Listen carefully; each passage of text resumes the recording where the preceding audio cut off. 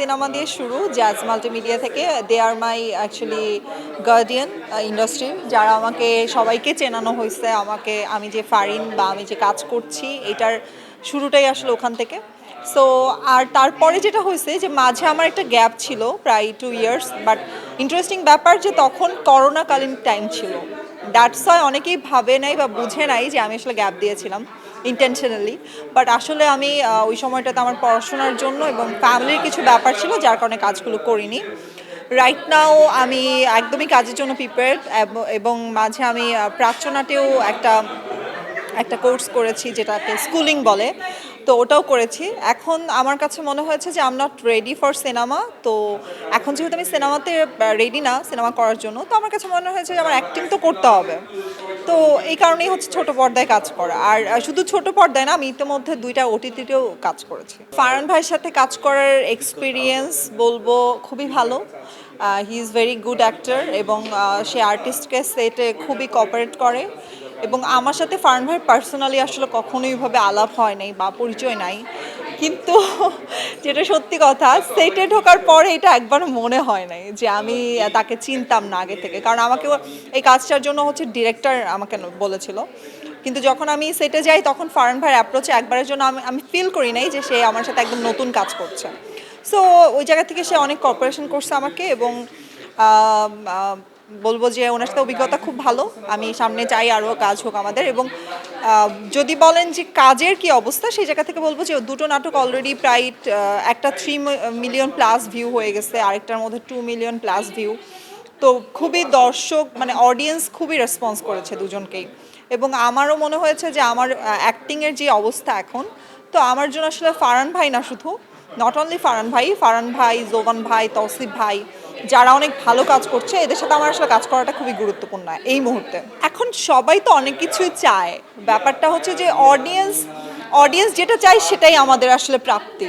Audience সবসময় আমাদের কাছে ফার্স্ট প্রায়োরিটি। যদি তারা চায় যে আমরা আসলে আরও অনেক কাজ করি একসাথে, তো ডেফিনেটলি আমার সাইড থেকে আমি অনেক কাজ করতে চাই, কিন্তু ফারহান ভাইয়ের সাইড থেকে তো আমি বলতে পারছি না। বাট ডিরেক্টরের কলসটা তো আমি জানি না যে ডিরেক্টর আসলে কী চাচ্ছে, কারণ ডিরেক্টরদেরকেও তো চেতে হবে যে আমাদের আসলে একসাথে কাজ করা যায় কি না বা পারবো কি না।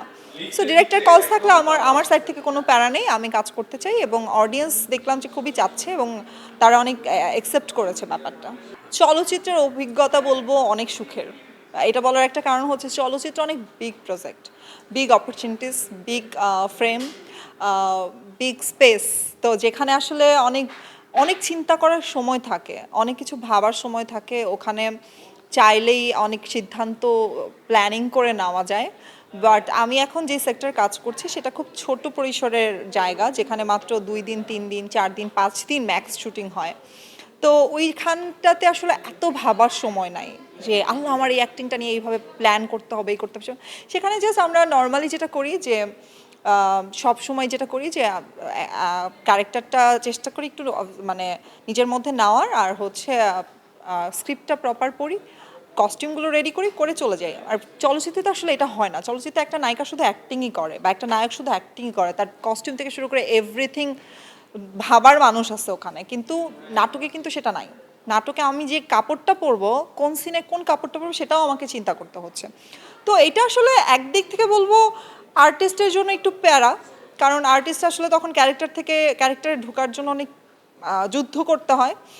আবার অন্য দিক থেকে যদি বলি তাহলে বলবো যে ইটস আ গুড এক্সপিরিয়েন্স, যেটা আমাকে ফিউচারে হয়তো বা চলচ্চিত্রে কাজ করতে গেলে অনেক কাজে আসবে। তখন হয়তো আমি নিজে বুঝবো যে আমাকে কোন ড্রেসটা পরতে হবে।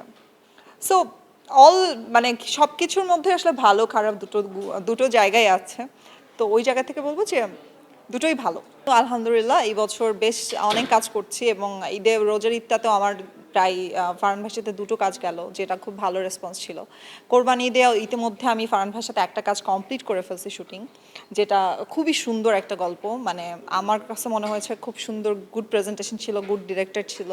সব মিলে ওই প্রজেক্টটা হয়তো বা খুব ভালো একটা হাইপ ক্রিয়েট করবে। আর রিসেন্টলি হচ্ছে সোহেল মণ্ডল ভাইয়ের সাথে আমার একটা প্রজেক্ট হলো, যেটা গতকালকেই শুটিং শেষ হয়েছে।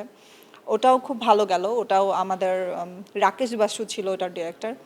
সো অল ওভার অনেকগুলো লাইন আপে অনেকগুলো প্রজেক্টও আছে, যেগুলো হয়তো ভেরি সুন শুটিং শুরু হবে। ঈদের আগে বেশ কয়েকটা ডেট দেওয়া আছে, আমার 14 তারিখ পর্যন্ত অলমোস্ট ডেট দেওয়া। এলো খবরের কাগজ, নিখাত, নির্ভীক, নিরপেক্ষ।